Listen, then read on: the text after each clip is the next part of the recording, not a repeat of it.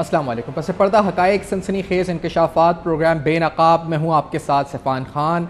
हम सब जानते हैं नाज़रीन इस पाकिस्तान के बारे में और इतना यकीन और एतमाद रखते हैं कि पाकिस्तान यहाँ से उठ सकता है, हर क्राइसिस से निकल सकता है। बवक्त है कि सही लीडरशिप हो, सियासतदान यकसुई के साथ मुल्क के मसाइल पर फोकस करें और तमाम कौम मिलकर उस तरफ फोकस कर सकें। और ये सब भी जानते हैं, हम सब जानते हैं कि पाकिस्तान के पास बेशुमार, मैं कह रहा हूँ बेशुमार रिसोर्सेज हैं जो खुदा का, अल्लाह ताला का तोहफा है इस मुल्क के लिए। इन तमाम तोहफों और जिनको आप कह सकते हैं कुदरती तोहफे, जो नेचुरल गिफ्ट्स हमें मिल चुके हैं, इन तोहफों में एक तोहफा बहुत अहमियत का हामिल है जिसका जिक्र अक्सर आपने पाकिस्तान की हिस्ट्री की किताबों में, ज्योग्राफी या आप पाकिस्तान की सियासत को समझते हैं, अगर लिखते हैं पढ़ते हैं तो अक्सर आपने सुना होगा। 9/11 के बाद भी सुना होगा, उससे पहले भी सुना होगा जब अफगान सोवियत वॉर चल रही थी, और उसके बाद भी सुना होगा।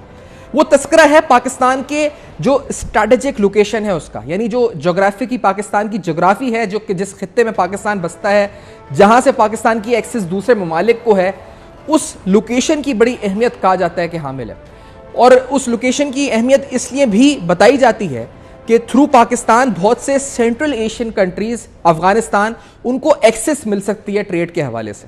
इसलिए पाकिस्तान के इस लोकेशन और इस खित्ते को बड़ी अहमियत जो है इस वक्त कहा जाता है। अगर एक लिहाज से देखा जाए, बहुत से माशी तज्ज़िया निगार जिनको हम पढ़ते हैं, सुनते हैं, वो कहते हैं कि पाकिस्तान के पास एक गोल्डन अपॉर्चुनिटी है कि अगर चाहे तो अपने पोर्ट्स को डेवलप करके, अगर सही हुक्मरान आए और लीडरशिप फोकस करे, तो पोर्ट्स को डेवलप कर कर पाकिस्तान एक हब बन सकता है, इंटरनेशनल ट्रेड और कनेक्टिविटी का हब बन सकता है पाकिस्तान। और जब मैं लफ्ज़ कहता हूं इंटरनेशनल ट्रेड और कनेक्टिविटी, तो मेरे जहन में एक ही लफ्ज़ आता है सामने, ये लफ्ज़ है BRI। BRI एक इनिशिएटिव है जो कि चीनी सदर ने साल 2013 में शुरू किया। चीनी सदर जानिब से शुरू किए गए इस इनिशिएटिव के तहत तकरीबन 70 ममालिक जो कि मुख्तलिफ कॉन्टिनेंट से बसते हैं, यानी ट्रांस कॉन्टिनेंटल कंट्रीज 70, इनके दरमियान इकोनॉमिक इंटीग्रेशन का एक मंसूबा बनाया गया। इस इकोनॉमिक इंटीग्रेशन के मंसूबे के तहत न सिर्फ फाइनेंशियल इंटीग्रेशन बल्कि मुख्तलिफ टीयर्स के ऊपर macro policy framework integration, communication networks, लोगों के दरमियान यानी पीपल टू पीपल कॉन्टैक्ट, और ना सिर्फ पीपल टू पीपल कॉन्टैक्ट बल्कि government to government integration, regional cooperation, communication network का क्याम और दीगर अहम इसमें इकदाम शामिल थे। इन इकदामात का असल मकसद ये था कि ये 70 ममालिक आपस में इकोनॉमिकली इंटीग्रेट हो जाएं और चाइना का जो ग्रोथ मॉडल है उसको फॉलो करते हुए चाइना की इकोनॉमिक ग्रोथ भी बढ़े और इन ममालिक के अंदर भी तरक्की हो। इस अहम तरीन इनिशिएटिव जिसका नाम BRI था, इसके सर का ताज CPEC को कहा गया कि जो अगर इसको सर का ताज कहा जाए इस वजह से क्योंकि जो सेंट्रल एशियन और ना सिर्फ सेंट्रल एशियन बल्कि अफ्रीकन, मिडिल ईस्टर्न और यूरोपियन कंट्रीज तक भी अगर एक्सेस को आसान बनाना है तो उसके लिए बहुत इंपॉर्टेंट है गवादर का पोर्ट। इस रास्ते से दुनिया भर में जो शिपमेंट्स हैं, जो खासतौर पे चीन से यूरोप जाती हैं, चीन से अफ्रीका जाती हैं, चीन से east Asian countries, central Asian countries आती हैं, उन तमाम रूट्स के ऊपर जो उस पर वक्त और पैसा खर्च होता है उसमें खातिर खा कमी आ सकती थी। इस प्रोजेक्ट के हवाले से बताया गया, मैंने एक जर्नल आज इस प्रोग्राम से कबल पढ़ा, ये जर्नल है जर्नल फॉर एडवांस ट्रांसपोर्टेशन। इस जर्नल के अंदर बताया गया कि अगर काशगर से लेकर अगर अफ्रीकन या फिर किसी मिडिल ईस्टर्न कंट्री को यहां से कोई 40 फुट का कंटेनर जाता है काशगर से, तो अगर CPEC के रास्ते से जाता है तो उसमें तकरीबन $450 की कमी आती है। और न सिर्फ ये बल्कि 20 से 21 दिन का फर्क पड़ता है, 20 से 21 दिन का फर्क पड़ता है। इसी तरह से यह भी बताया गया कि अगर यही कंटेनर 40 फुट का इस रास्ते से काशगर से यूरोप की तरफ जाता है थ्रू द गवादर पोर्ट, तो तकरीबन $1300-1400 का फर्क इसमें पड़ता है। अब इस अंदाजा लगाएं कि कितनी माली बचत और कितने माली फवायद हैं और पाकिस्तान कितना पोटेंशियल रखता है, यानी पाकिस्तान में कितनी सलाहियत मौजूद है कि अगर चाहे तो वो तमाम दुनिया को आपस में कनेक्ट कर सकता है, कनेक्टिविटी का एक पाथवे बन सकता है। इस अहम तरीन मंसूबे में CPEC, जिसके तहत पाकिस्तान के अंदर ना सिर्फ एनर्जी डेफिसिट जो था, यानी हमने देखा नवाज शरीफ साहब की हुकूमत के दौरान जो पाकिस्तान मेगावाट का शॉर्टफॉल फेस कर रहा था, उस हवाले से खातिर खास सरमायाकारी की गई। इस सरमायाकारी के तहत मुख्तलिफ पावर प्लांट सेट किए गए जिसमें सोलर IPPs मुख्तलिफ शामिल थे। इन प्रोजेक्ट्स के जरिए पाकिस्तान का एनर्जी डेफिसिट कम किया गया। ना सिर्फ ये बल्कि इंफ्रास्ट्रक्चर डेफिसिट को भी कम किया गया। हमने देखा रोड्स, नेटवर्क्स, बहुत सी मोटरवेज बनाई गई जिसके तहत पाकिस्तान में इंफ्रास्ट्रक्चर डेवलपमेंट भी हुई। इस सी पैक के मंसूबे का जो दूसरा फेज है उसके अंदर हमने देखा कि चीन और पाकिस्तान ने मुश्तरका तौर पर यह तय किया कि अब इंडस्ट्रियल कोऑपरेशन, एग्रीकल्चर डेवलपमेंट और इसके अलावा दीगर सोशो इकोनॉमिक प्रोजेक्ट्स के ऊपर फोकस किया जाएगा। इस अहम तरीन मंसूबे के हवाले से हमने कहा कि जब भी पाकिस्तान तरक्की की राह पर जाता है, जब भी पाकिस्तान के जिसे कहा जाए कि अपने पोटेंशियल को रियलाइज करने की कोशिश करता है, तो हमने देखा है कि उसके खिलाफ प्रोपेगेंडा शुरू हो जाता है। हमने देखा कि पाकिस्तान में न सिर्फ दहशतगर्दी के वाक़यात हुए, मुतनाज़ा बनाने के लिए सीपैक को मुख्तलिफ इस वक्त कैंपेन्स लॉन्च की गई, जिसके तहत ये साबित करने की कोशिश की गई सीपैक पाकिस्तान के हक में नहीं बल्कि पाकिस्तान के लिए नुकसानदेह है। आप जहन में रखें ये बात। एक चीज़ जो कि पाकिस्तान को international hub of trade and connectivity बना सकती है, उसके खिलाफ कैंपेन चलाए गए ताकि यह साबित हो सके कि नहीं, ये फायदे में नहीं बल्कि इससे आने वाले दिनों में पाकिस्तान का कोई नुकसान है।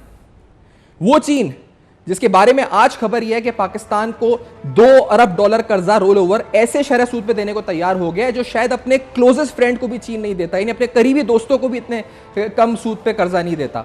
और वो चीन जो कि पाकिस्तान के लिए हर वक्त हर मुश्किल में खड़ा है, हर घड़ी मुश्किल में खड़ा है और इस वक्त भी खड़ा है और कह रहा है कि IMF का प्रोग्राम मंजूर हो जाए तो हम आपके साथ हैं और हमारी कोऑपरेशन शहबाज शरीफ हुकूमत के साथ मिसाली है। उस चीन के बारे में डाउट्स पैदा किए गए, उस प्रोजेक्ट के बारे में, उस सीपैक, उस BRI इनिशिएटिव के बारे में डाउट पैदा किए गए। मैं आपको आगे लेकर चलता हूं जिसमें आपको बताता हूं कि किस तरह अमेरिका के बाकायदा स्टेट डिपार्टमेंट की तरफ से आज से कुछ साल पहले उनकी principal deputy secretary of state for Central Asian and South Asian affairs की तरफ से कुछ अहम सवालात सीपैक के हवाले से उठाए गए। इन सवालात में सब में बड़ा जो अहम सवाल था वो यही था, सीपैक को मुतनाज़ा बनाने के लिए कहा यह गया कि सीपैक के तहत जो कर्जे लिए जाएंगे उन कर्जों से पाकिस्तान के ऊपर बोझ बढ़ जाएगा और यह बोझ इतना होगा इन कर्जों का कि इससे पाकिस्तान शायद अपने पांवों पे खड़ा ना रह सके। पाकिस्तान के एक्सटर्नल लॉस शदीद बढ़ जाएंगे और चीन के कर्जों तले पाकिस्तान दब जाएगा। इस तरह का तासुर इस बाकायदा ट्वीट्स के जरिए स्टेट डिपार्टमेंट के ऑफिशियल पेज पे कहा गया। आज मेरा सवाल इस प्रोग्राम में यह है कि यह तासुर के चीन हमें कर्जे दे रहा है, ना कि ग्रांट्स दे रहा है, और कर्जे किन शराइत पर दे रहा है, क्या कर्जे हैं क्या नहीं है, यह तासुर यहां पर कौन सा सियासी रहनुमा पहले से बनाने की कोशिश कर रहा था। जो बात अमरीकी सीपैक के खिलाफ कह रहे हैं वो यहां कौन सा सियासी लीडर साल 2014 में कह रहा था कि सीपैक कर्जे हैं, सीपैक से हमारे कर्जे बढ़ जाएंगे। ये कौन सा रहनुमा था जो सीपैक के खिलाफ साल 2014 में बोल रहा था। आपको सुनाते हैं 2014 की पाकिस्तान तहरीक इंसाफ चेयरमैन इमरान खान साहब की एक तकरीर कि 2014 में अपने धरने में वो सीपैक बोल रहे थे और वही लफ्ज अमेरिका अपनी स्टेट डिपार्टमेंट के ट्वीट में कह रहा था। लेट्स हियर दिस कि इमरान खान साहब क्या कह रहे थे। ये चीन का जो प्रेसिडेंट आ रहा था 35 अरब रुपए के कर्जे लेने लगे थे। ये किधर 35 अरब डॉलर, ये किधर जाना था? ये इनके इसमें से ज्यादातर पैसा इनके बैंक अकाउंट्स में जाना था। कहा गया कि चीन से हमें जो कर्जे मिलेंगे ये कर्जे हमारे पर माली बोझ बढ़ा देंगे और यही बात अमेरिका के स्टेट डिपार्टमेंट की तरफ से कही गई, चीन से मिलने वाले कर्जे पाकिस्तान पे माली बोझ बढ़ा देंगे। इमरान खान साहब, आप किसके एजेंडे पर यह कह रहे थे और इससे आगे जो नुकसान पहुंचा सीपैक को उस पर भी सवाल उठाएंगे। लेकिन आपको बताते चलें दूसरी अहम बात जो अलाइस वेल्स हैं उनकी तरफ से दूसरी अहम बात जो कही गई वो भी बड़ी इंपॉर्टेंट है। उन्होंने कहा कि ये मंसूबे ट्रांसपेरेंट नहीं है, इनकी फाइनेंशियल ट्रांसपेरेंसी पर सवालात उठाए गए। कहा गया कि ये फाइनेंशियली ट्रांसपेरेंट यानी शफाफ नहीं है। पाकिस्तान तहरीक इंसाफ के वुज़रा ने इस बात को भी पाए तकमील तक पहुंचाया। जब हुकूमत में आए तो सीपैक मंसूबों की शफाफ खुद से सवालात उठाना शुरू कर दिए। जब ऑपोजिशन में थे तब भी उठाए और हुकूमत में आने के बाद भी उठाए। इमरान खान साहब के वफाकी वजीर मुराद सईद साहब ने सीपैक मंसूबों पर होने वाली मुबैना धांधली, बदउनवानी या शफाफियत पर जो सवालात उठाए जो अमरीकी स्टेट डिपार्टमेंट उठा रहा था, उन्होंने उन बातों की तायद करी किस तरह से अपनी प्रेस कॉन्फ्रेंस में। मुख्तलिफ प्रेस कॉन्फ्रेंस का हिस्सा आपको सुनाते हैं। Let's hear this. अब नाज़रीन एक मिनट को जरा जो अमरीकी स्टेट डिपार्टमेंट की तरफ से बयान आया था उस बयान को भी इन तमाम बयानात सुनने के बाद जरा एक बार फिर से उस ट्वीट को देखते हैं। उस ट्वीट में 2 या 3 अहम लफ्ज इस्तेमाल किए गए। एक, कर्जों का बोझ पाकिस्तान पे पड़ेगा। इमरान खान साहब 2014 से चाह रहे थे कर्जे हैं कर्जे हैं कर्जे हैं कर्जे हैं, सीपैक से कर्जे हैं और कुछ भी नहीं है। दूसरा, फाइनेंशियल ट्रांसपेरेंसी पे अमरीकी सवाल उठाने लगे जो कि खुद इमरान खान साहब के वुज़रा सवाल उठा रहे थे। अपनी हुकूमत में होते हुए सीपैक की ट्रांसपेरेंसी पे सवाल उठाना शुरू हो गए। इन तमाम चीज़ों का हुआ नाकाबिले तलाफी नुकसान। यकीनी तौर पर अब मामलात बेहतरी की तरफ हैं, लेकिन इसका नुकसान क्या हुआ, डैमेज कंट्रोल किसने किया, वो कौन था जिसने डैमेज कंट्रोल किया, ये भी आपको बताएंगे और साथ साथ कुछ और अहम हवाले से अहम हकाइक बेनकाब करेंगे। इस ब्रेक के बाद हमारे साथ।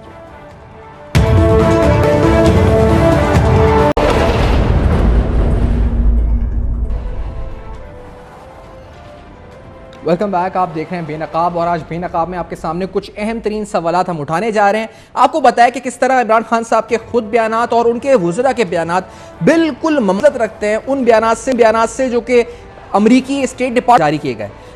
सवालात उठाए गए अमरीकियों की तरफ से कि पाकिस्तान में सीपैक डेट बर्डन को बढ़ा देगा। खुद इमरान खान साहब कहते रहे कि ये $35 अरब का कर्जा है। फिर उसी सीपैक के खिलाफ और उसमें ट्रांसपेरेंसी पर उनके वज़रा सवालात उठाते रहे। यही मौक़िफ़ स्टेट डिपार्टमेंट ने अपनी ट्वीट्स में अपनाया, अपने बयानात में एलाइस वेल्स ने अपनाया और जिसकी बाद में वजाहतें यहाँ पे वजारत ख़ारजा और चीनी सफारतकारों को भी जारी करनी पड़ी। इन तमाम चीज़ों का बहुत शदीद नुकसान हुआ। हमने देखा कि डैमेज कंट्रोल करना पड़ा और डैमेज कंट्रोल के लिए कौन गया यहाँ से, ये इंकशाफ खुद मुशाहिद हुसैन सैयद साहब जो कि standing committee on foreign affairs के चेयरपर्सन थे, उन्होंने बताया कि कितना इससे सीपैक का हुआ, कितना नुकसान पाकिस्तान चीन के ताल्लुकात का हुआ और फिर इस डैमेज को कंट्रोल करने के लिए यहाँ से कौन गया चीन और किसने जाके चीनियों को दोबारा इस पर अपने कॉन्फिडेंस में लिया। Let's hear this also. हर बार इमरान खान साहब और उनके वज़रा के बयानात से सीपैक को नुकसान पहुंचता रहा, पाकिस्तान चीन ताल्लुकात को नुकसान पहुंचता रहा। जनरल बाजवा को खुद स्टैंडिंग कमेटी जो फॉरेन अफेयर्स के चेयरपर्सन कहते हैं कि जनरल बाजवा को यहाँ से चीन जाना पड़ा जाकर मामलात को रफा दफा कराने के लिए। ये होता रहा इमरान खान साहब के दौरे हुकूमत में सीपैक के साथ। ये बार बार इल्ज़ामात करप्शन के लगते रहे। अपोजिशन के रहनुमा आकर कहते रहे कि अगर करप्शन हुई है तो साबित तो करें, लेकिन बयानबाजी और इन तमाम नैरेटिव बिल्डिंग से इस अमेरिका ने भी फिर बाद में उठाया और इससे सीपैक को मुतनाज़ा बनाने की कोशिश की गई। ऐसे इकबाल साहब बार बार आए, उन्होंने कहा अगर करप्शन हुई है तो साबित करें, FIA में जाएं, नैब में जाएं, प्रूव दिस करप्शन। क्या कहा था उन्होंने, let's hear this. Imran Khan, तुम कहते थे कि सीपैक के मंसूबे शफाफ नहीं है, तुम कहते थे कि सीपैक के मंसूबों में करप्शन हुई है। अब उस FIA को इस्तेमाल करो, उस नैब को इस्तेमाल करो जो तुम्हारे इशारों पे चलती है और बताओ कौन से सीपैक के मंसूबे के अंदर करप्शन हुई है। ये तो हो गई यहाँ तक की बात। नाज़रीन, किस तरह बयानात से नुकसान सीपैक को और पाकिस्तान चाइना ताल्लुकात को पहुंचा, लेकिन इससे बढ़कर भी एक और बात हुई। IMF की एक शर्त थी कि पाकिस्तान से मिलने वाले लोन्स और चाइना से होने वाले मुआहिदों की तफसीलात फराम करें और उस वक्त के वज़ीर ख़जाना असद उमर साहब ने ये मालूमात फराम भी की।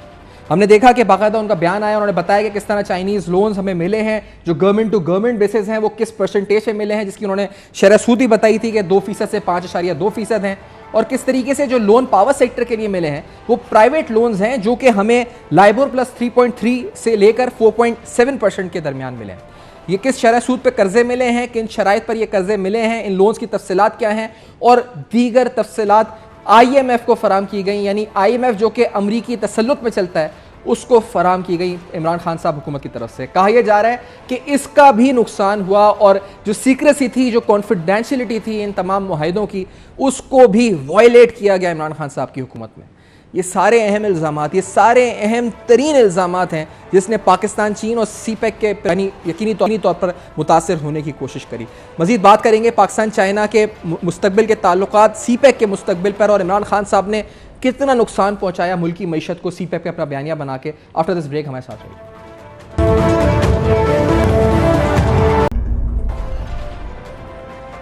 Welcome back. आप देख रहे हैं बेनकाब और बेनकाब में दो मुस्तनद तज़-ए-निगार, एक जो सिफारती हवाले से हमें बताएंगे कि पाकिस्तान चीन के ताल्लुकात और सीपैक को उन्होंने किस नज़र से देखा इमरान खान साहब के दौरे हुकूमत में, और एक यकीनी तौर पर तजिए से हमें रोशनास करेंगे कि क्या वाकई में पाकिस्तान चीन ताल्लुकात और सीपैक पे ठेस पहुंची इमरान खान साहब के बयानिए से भी। जैगम खान साहब मौजूद हैं, सीनियर तज़-ए-निगार, और डॉक्टर जमील अहमद साहब साबिक सिफारतकार प्रोग्राम में से।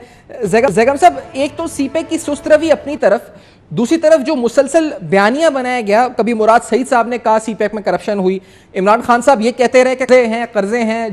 जब वो 2014 में धरना दे के बैठे थे, चीन के सदर के दौरे के दौरान वो धरना दे के बैठे हुए थे जब वो आने वाले थे। इससे सीपैक को कितना नुकसान पहुंचा, चीन पाकिस्तान ताल्लुकात को कितना नुकसान पहुंचा, मईशत को कितना नुकसान पहुंचा, आप क्या कहते हैं इस पर? जैगम साहब, इस वक्त जो हमारी नंबर 1 नीड है इस इकोनॉमिक क्राइसिस से निकलने के लिए वो है फॉरेन डायरेक्ट इन्वेस्टमेंट। और हमारी जो बेस्ट बेट थी और आज भी है वो है चाइना। उसने हमें लोन्स दिए इंफ्रास्ट्रक्चर के लिए, अगला स्टेप था उनका इन्वेस्ट करना, फॉरेन डायरेक्ट इन्वेस्टमेंट ला के पाकिस्तान में अपनी सनसेट इंडस्ट्री बनाना, जहाँ से माल दोबारा ज्यादा चीन को एक्सपोर्ट होना था और दूसरे मुल्कों को भी। पहला एक्सपोर्ट प्रोसेसिंग जोन भी अभी तक नहीं हो सका। उसमें जो नंबर 1 बात है, मैं समझता हूँ कि किस तरीके से ये एक रिवायत पड़ी है पाकिस्तान में और सबसे ज़्यादा इमरान खान ने डाली है कि पाकिस्तान की सफारतकारी को सियासी मैदान में लाया जाए, उसको सड़कों पर लाया जाए और जलसों में उसकी बहस बनाई जाए। देखिए सफारतकारी जो है, या एम्बेसडर साहब बेहतर इस पर रोशनी डाल सकेंगे, वो नेशनल इंटरेस्ट के तहत चलती है। जब आप उनको नेशनल पॉलिटिकल नैरेटिव्स पर लेकर आ जाएं तो फिर रियासत के अपने हाथ भी बंद जाते हैं और इनसे जो आपके दोस्त मुल्क हैं वो भी नाराज हो जाते हैं, क्योंकि सफारतकारी जो है वो सफारती जबान में की जाती है, वो जलसों की जबान में नहीं की जा सकती। इमरान खान साहब ने पहले सिर्फ चाइना के साथ नहीं किया, आप देखिए कतरी उन्होंने किया। छोटा सा मुल्क है, चंद लाख की आबादी का, और छोटी सी वहाँ की रॉयल्टी है जिसके साथ आपके बहुत अच्छे ताल्लुकात थे, जिसकी वजह से हमें बहुत फायदा भी हो रहा था। उन्होंने कतरी होने को पहले गाली बना दिया, उसकी वजह से जो हमारे एनर्जी सेक्टर के इंटरेस्ट थे वो हाई हुए। चाइना पर आपको मालूम है, खुद सफीर ने रिक्वेस्ट की कि चाइना के सदर आना चाहते हैं, आप कुछ दिन धरना मअतल करें, उन्होंने कोई रियायत नहीं दी और उन्होंने सीपेक को फिर मौजूए बहस बनाया। उसके बाद हुकूमत आने के बाद उन्होंने कुछ भी नहीं किया। हमें मालूम है जो अगला स्टेप था, जैसे मैं आपको बता रहा हूँ, एक्सपोर्ट प्रोसेसिंग जोन का, चाइना की इन्वेस्टमेंट को लाने का, सनसेट इंडस्ट्री को लाने का, लेकिन उसमें सिर्फ फैक्टर ये नहीं है कि इन्होंने जो कहा, देखिए उसमें दो फैक्टर्स और भी आ गए। एक तो आपकी पॉलिटिकल इंस्टेबिलिटी। जब पॉलिटिकल इंस्टेबिलिटी आपके यहाँ हो तो कोई भी इन्वेस्टर नहीं आता, वो चीन का भी क्यों ना हो। चीन का कोई इन्वेस्टर पागल तो नहीं है, दुनिया के स्मार्ट इन्वेस्टर्स हैं और गवर्नमेंट के इन्वेस्टर्स भी चाइना के बिल्कुल उसी तरीके से सोचते हैं जिस तरीके से कॉर्पोरेट सेक्टर के इन्वेस्टर्स सोचते हैं। एक तो पॉलिटिकल इंस्टेबिलिटी जो 2014 से शुरू हुई, लेकिन इमरान खान साहब ने उसको अपनी हुकूमत में भी जारी रखा। एक सितम ज़रीफी देखिए कि जब कोई हुकूमत में पार्टी आ जाती है तो उसकी पूरी कोशिश होती है कि अब पॉलिटिक्स को स्टेबलाइज किया जाए, वर्किंग रिलेशनशिप जो है वो अपनी अपोजिशन से बनाया जाए, लेकिन वो इंस्टेबिलिटी चलती थी। एक तो ये फैक्टर, लेकिन उसके साथ साथ जो हमारी इकोनॉमिक इंस्टेबिलिटी आई, जो पॉलिटिकल इंस्टेबिलिटी से लिंक भी है, लेकिन जो इकोनॉमिक इंस्टेबिलिटी जब तक चल रही हो, इकोनॉमी आपकी वोलेटाइल हो और जो इन्वेस्टर को मालूम ना हो कि आपका रुपया कहाँ जाके ठहरेगा, आज अगर वो डॉलर को रुपए में कन्वर्ट करेगा तो वापस कहाँ लेकर जाएगा, आपकी मईशत क्या रुख लेगी, भी इन्वेस्टर रुक जाता है। तो आपकी जो पॉलिटिकल इंस्टेबिलिटी भी खास तौर पर 2018 से शुरू हुई और अब तक चलती रही, उसमें इस हुकूमत का भी कसूर है, ओवरऑल हमारी जो इकानमी की डायरेक्शन है उसका भी कसूर है। उस वजह से भी चाइनीज इन्वेस्टमेंट नहीं ला सके। और फिर मैं ये कहूँगा, सीपेक का ये ज़हन में रखिएगा कि हमारी लार्जर जो इंफ्रास्ट्रक्चर इन्वेस्टमेंट वो हो चुकी थी। आप एनर्जी सेक्टर में भी कर चुके थे, रोड्स में भी कर चुके थे, रेल एक बड़ा बिग टिकट आइटम था जो शायद इस वक्त हम भी हिचकिचा रहे थे, कितने लोन्स ले चुके हैं और उसमें कुछ बात थी। तो असल मामला था वो एक्सपोर्ट प्रोसेसिंग जोन्स का था और चाइनीज इन्वेस्टमेंट का था, और वो तो बिल्कुल रुकी रही, उसमें कोई शक नहीं। और जमील साहब, आप समझते हैं, डॉक्टर जमील अहमद साहब आपकी तरफ भी हम लेकर इस सवाल को लेकर आना चाहेंगे कि इमरान खान साहब के बयानिए ने और उन्होंने जो हुकूमत में किया उससे सीपेक को भी नुकसान पहुंचा, पाक चीन ताल्लुकात को भी पहुंचा। फिर मुशाहिद हुसैन साहब ऑन रिकॉर्ड हैं, वो कहते हैं कि जो सेनेट स्टैंडिंग कमेटी के चेयरपर्सन है फॉरेन अफेयर्स के, कि यहाँ से जनरल बाजवा को डैमेज कंट्रोल के लिए जाना पड़ा बार बार। तो आपकी नज़र में कितना सिफारती नुकसान हुआ है हमारा उस दौर में, इमरान खान साहब के 4.25 साल में? जी, सफारती नुकसान दायमी तौर पर तो नहीं हो सकता, लेकिन आर्जी तौर पर हुआ हमारा सफारती नुकसान। दायमी तौर पर इसलिए नहीं हो सकता कि आपको पता है कि हमारे कोई आज के ताल्लुकात हैं चाइना से, और इसीलिए कहते हैं कि उसे वालिया से उनकी गहराइयों से करी और स्टील से ज्यादा मजबूत हमारी उनके साथ ताल्लुकात है। तो वो दायमी जो देरपा ताल्लुकात है उसमें फर्क नहीं पड़ा, लेकिन आर्जी तौर पर फर्क पड़ा। मैं खुद भी, मेरी इंटरेक्शन हुई जो चाइनीज टॉप डिप्लोमेट्स हैं, उन्होंने इशारतन अपने मलाल का इशारा किया। इशारतन उन्होंने बताया कि ये क्या क्या हिचकोले आ रहे हैं उनके काम में पाकिस्तान में, खासतौर पर सीपेक के हवाले से, और जो कोऑपरेशन में एक कमी आ गई थी, कमाईगी आ गई थी, उसके बारे में उन टॉप डिप्लोमेट्स ने मुझसे ज़ाती तौर पर भी जिक्र किया। तो इसलिए मुझे फर्स्ट हैंड नॉलेज है। जमील साहब ये बताइएगा कि जमील साहब ये बेसिकली लैक ऑफ कॉम्पिटेंस की वजह से हुआ या फिर ये बाकायदा बाय इंटेंशन हुआ था जो सीपेक को नुकसान पहुंचा है? अन्य वो इंटेंशंस का अंदाजा लगाना तो खैर मुश्किल है, लेकिन ये है कि ये इसमें इनकॉम्पिटेंस और थोड़ी सी तंग नजरी का असर है। देखिए कि रज़ाक दाऊद ने आते के साथ अपना ओथ देने के बाद पहले महीने में ही सीपैक के हवाले से क्या बयान दिया था। उसके बाद जो पीटीआई गवर्नमेंट ने करप्शन के हवाले कर दिया सीपैक को कि जी करप्शन सीपैक में इतना ज्यादा हुआ है। तो जब करप्शन हुआ है तो चाइनीज कंपनीज इन्वॉल्व हो गई, और आपको पता होगा कि चाइनीज कंपनी जो है वो सारी की सारी स्टेट ओन्ड कंपनीज है। लिहाजा जब स्टेट ओन्ड कंपनी का मतलब है कि स्टेट उसमें इन्वॉल्व हो जाता है, और उस सूरत में ताल्लुकात में तो असर पड़ेगा। तो ये अपनी इनकॉम्पिटेंस और तंगनजरी की वजह से हमने इस मामले को खराब किया। और उसमें एक ट्रेंड था कि सारे चोर लुटेरे, ठीक है चोरी हुई, लुटा, आपके प्रोग्रामों में भी हमने बहुत दफा बात की, करप्शन हुआ, हर लेवल पे हुआ, बड़े से बड़े लेवल पे हुआ, प्राइम मिनिस्टर लेवल पे हुआ। लेकिन इसका मतलब ये नहीं है कि जब हम अपने दो मुल्कों के ताल्लुकात जब बीच में आ जाएं और वो एक एग्रीमेंट्स में हो और उसमें आप ऐसी बातें करें कि उस मुल्क का खुद ब खुद इन्वॉल्वमेंट निकल दी जाए, तो उस सूरत में ताल्लुकात तो बहरहाल खराब होते हैं। तो वो उस हद तक खराब हुए जिसकी वजह से सीपैक में सर्दमोहरी आई, जिसकी वजह से सीपैक स्लो हुआ, जिसकी वजह से जो हमने उनके साथ कमिटमेंट की थी कमिटमेंट पूरी नहीं कर सके, जिसकी वजह से हमने जो टेक्सटाइल में उन्होंने हमसे कमिट किया था कि टेक्सटाइल में 350 मिलियन का हम क्लस्टर्स लगाएंगे, वो उसको पाया तक मील तक नहीं पहुंच सके, जिसकी वजह से गवादर में उन्होंने जो एक स्पेशल उसमें सेंट्रल पिलर जो है हमारा रीजनल कनेक्टिविटी का, उसमें गवादर के लिए उन्होंने बहुत सारे प्रोग्राम और सोचे हुए थे, वो सुस्तमरी का शिकार हो गए।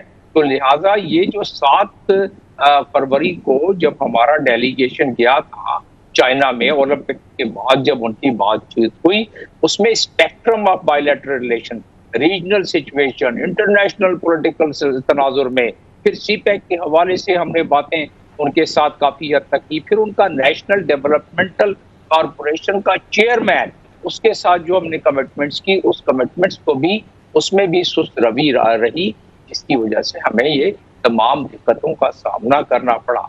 और अच्छा, आप दोनों से एक सवाल में शॉर्टली अगर मैं चाहूंगा उसका जवाब, क्या अब जैगम साहब और जमील साहब, पहले जैगम साहब आपकी तरफ, क्या अब आपको लगता है कि Chinese will be more confident? आज अंसार अब्बासी साहब की स्टोरी अगर आपकी नज़र से भी गुजरी हो, वो कहते हैं कि उन्होंने डिप्लोमेटिक सोर्स कहती है कि they are more confident in working with Shahbaz Sharif साहब। उनका जो साबका उनके साथ एक्सपीरियंस रहा है पंजाब पावर प्रोजेक्ट्स के अंदर, उस बुनियाद के ऊपर, तो आपको लगता है कि ये मामला बेहतर होंगे? जैगम खान साहब पहले आपकी तरफ। जी मेरा ख्याल है बिल्कुल होंगे। ऑप्टिक्स के लेवल पर हिस्ट्री के हवाले से दोनों पार्टीज का, आप देखिए जुल्फकार अली भुट्टो वो शख्सियत है जिन्होंने पाकिस्तान और चीन के दरमियान में वो पुल बिछाए थे, जिनकी वजह से चाइना और पाकिस्तान का वो ताल्लुक है जिसकी बात अभी एम्बेसडर साहब कर रहे हैं, इतना एंड्योरिंग और इतना स्ट्रांग रिलेशनशिप है। तो पीपल्स पार्टी वो हिस्ट्री कैरी करती है, और इस वक्त पीपल्स पार्टी के पास फॉरेन ऑफिस होना, बिलावल भुट्टो साहब का एम्बेसडर होना, वो एक बहुत अच्छे ऑप्टिक्स देता है। बेनज़ीर के वो बेटे हैं, भुट्टो के वो नवासे हैं।